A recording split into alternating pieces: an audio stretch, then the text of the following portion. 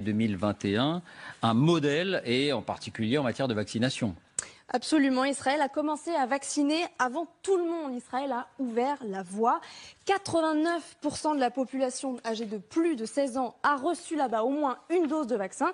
Mais surtout, c'est le cas de 94% des 90 ans et plus, 95% des 80-89 ans, c'est 96 même chez les 70-79 ans et 92% chez les 60-69 ans. Vous le voyez, on est très haut partout, et c'est surtout beaucoup plus qu'en France en ce qui concerne les 80 ans et plus. Bon, et là on entre dans le vif du sujet, et pourtant on peut parler d'envolée de l'épidémie en ce moment.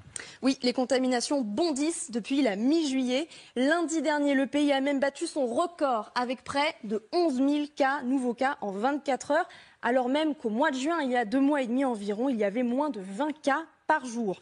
La moyenne du nombre de nouveaux cas quotidiens passe donc à près de 9 000 cas, en très forte augmentation, vous le voyez. À titre de comparaison, Israël compte un peu plus de 9 millions d'habitants, la France 67. À taille de population égale, ça signifierait que nous aurions donc en ce moment 63 000 cas par jour en moyenne.